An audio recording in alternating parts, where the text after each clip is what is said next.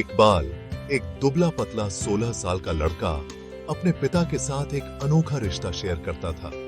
वे दोस्तों की तरह थे। उनकी बातचीत हंसी और सपनों से भरी होती थी। उनके पिता एक 7 मीटर से पपति एक साधारण आदमी लेकिन अटूट सिद्धांतों वाले ने इकबाल में साहस और प्यार का महत्व भरा था। हर शाम वे अपने बरामदे में बैठते, ढलते, सूरज की नरम रोशनी में नहाते, कहानियां और राज शेयर करते। इकबाल के लिए जीवन एक सरल लेकिन मधुर धुन थी। दिन रातों में बदलते गए और मौत का साया मंडराने लगा। गांव के डॉक्टर के तमाम प्रयासों के बावजूद उसके पिता की हालत बिगड़ती गई। एक भयानक रात जब इकबाल अपने पिता के बिस्तर के पास बैठा था तो उसके पिता ने अंतिम सांस ली। उनका हाथ इकबाल के हाथ में कसकर जकड़ा हुआ था।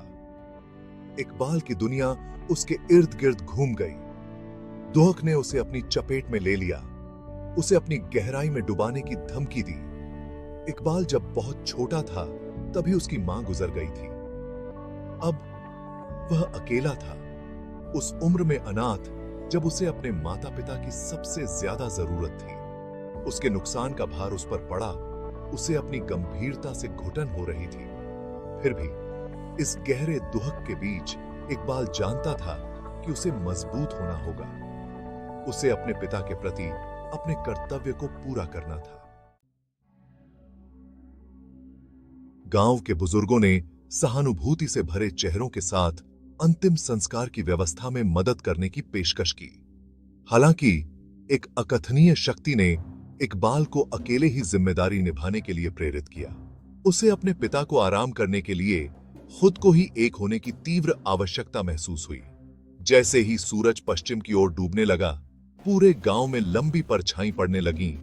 इकबाल अपने पीछे बैलगाड़ी में अपने पिता के केएफएन से ढके शरीर के साथ कब्रिस्तान की एकाकी यात्रा पर निकल पड़ा। कब्रिस्तान का रास्ता सुनसान था, घने पेड़ों से घिरा हुआ था जो हवा में राज की फुसफुसाहट करते थे। सन्नाटा बहरा कर देने वाला था। केवल गाड़ी के पहियों की चीख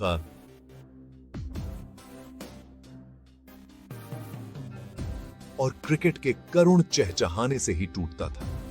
हर कदम के साथ इकबाल का दिल उसके सीने में तेज धड़क रहा था। डर और दृढ़ संकल्प का ढोल बज रहा था। कब्रिस्तान उसके सामने मंडरा रहा था, जो पुराने मकबरों और उगे हुए खरपतवारों का एक उजाड़ विस्तार था। हवा भारी हो गई, एक भयानक सन्नाटे से भर गई, जिससे इकबाल की रियर हेड की हड्डी में कंपी दौड़ गई। जैसे ही उसने अपने पिता की कब्र खोदने का काम शुरू किया, उसके चारों ओर की परछाई लंबी होती हुई भयानक आकृतियों में घूमती और टेढ़ी मेढ़ी होती हुई प्रतीत हुई। हवा की फुसफुसाहट तेज हो गई, अपने साथ दबी हुई आवाजों और भयानक हंसी के टुकड़े ले आई। इकबाल ने बेचैन करने वाली आवाजों को नजरअंदाज करने की कोशिश की, लेकिन डर उसके संकल्प के किनारों पर कुतर रहा था। उसने एक उपस्थिति महसूस की, अनदेखी लेकिन स्पष्ट, उसकी हर हरकत को देख रही थी। भाग 5। अंधेरे में एक किरण। जैसे ही पहले तारे अंधेरे आसमान में दिखाई देने लगे, इकबाल ने आखिरकार कब्र खोदना समाप्त कर दिया।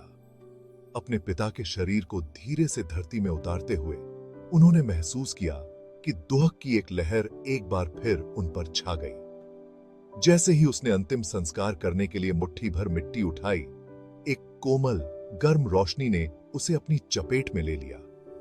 यह जाना पहचाना, सुकून देने वाला लगा, जैसे उसके पिता के आलिंगन की गर्माहट। फुसफुसाहट बंद हो गई और परछाई पीछे हट गईं, मानो प्रकाश से दूर हो गई हो। उस पल में इकबाल को पता था कि वह अकेला नहीं है। उसके पिता का प्यार कोमल रोशनी की तरह उसके साथ था, उसका मार्गदर्शन कर रहा था और उसकी रक्षा कर रहा था। भाग 6। डर का सामना। प्रकाश और अपने पिता की उपस्थिति की भावना से प्रोत्साहित होकर इकबाल ने डेफिन संस्कार पूरा किया। जैसे ही वह ताजी कब्र से दूर चला गया, परछाई वापस आ गई। उसके चारों ओर नए सिरे से घूमने लगी। फुसफुसाती आवाजें फिर से शुरू हो गईं।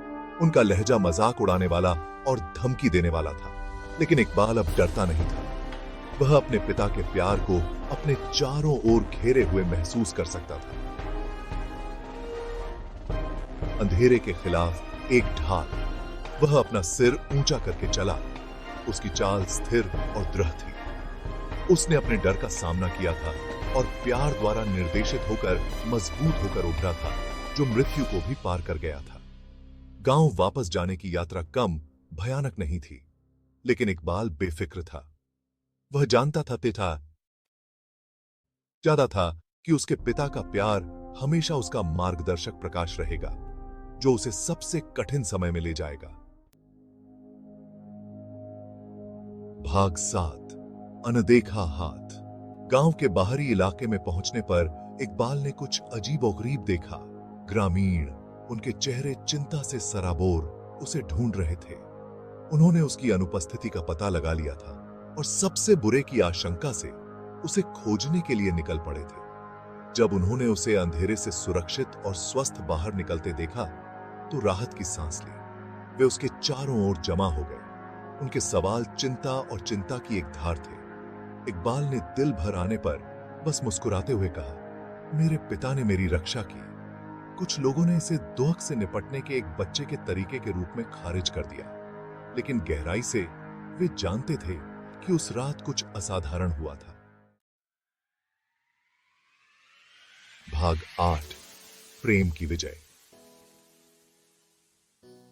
इकबाल की एकाकी यात्रा और सुरक्षित वापसी की खबर जंगल की आग की तरह पूरे गांव में फैल गई। लोगों ने उसके साहस, अपने पिता के प्रति उसकी अटूट भक्ति पर आश्चर्य जताया। अनुभव ने इकबाल को बदल दिया था। वह अब एक डरा हुआ लड़का नहीं, बल्कि दुख से परिपक्व और प्यार से मजबूत एक युवा था। वह अपने पिता की स्मृति अपने हृदय में धारण करता था। उसकी शिक्षाएं उसके मार्गदर्शक सिद्धांत थे। वह जानता था कि जब तक वह प्यार और साहस को थामे रहेगा, वह जीवन में आने वाली किसी भी बाधा को पार कर सकता है।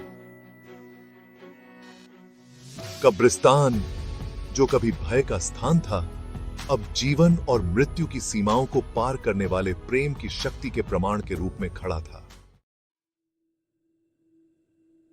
भाग 9 एक नई सुबह। इकबाल के लिए जीवन ने एक नई लय ली। उन्होंने खुद को अपनी पढ़ाई के लिए समर्पित कर दिया, अपने प्रयासों में उत्कृष्ट प्रदर्शन किया।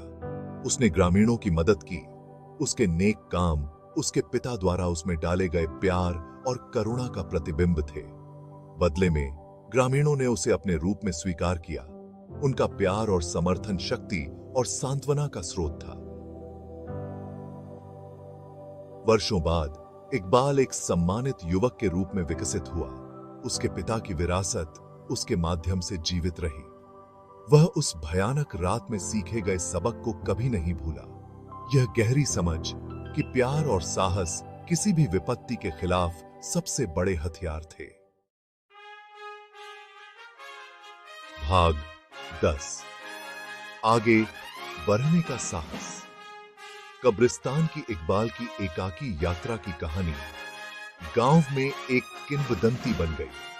अलाव के चारों ओर फुसफुसाई जाने वाली कहानी सभी को प्यार की स्थायी शक्ति और हम सभी के भीतर रहने वाले साहस की याद दिलाती है। इसने आशा की किरण के रूप में काम किया, इस तथ्य का प्रमाण कि अकल्पनीय क्षति का सामना करने पर भी प्यार रास्ते को रोशन करता है और साहस हमें आगे बढ़ने का अधिकार देता है।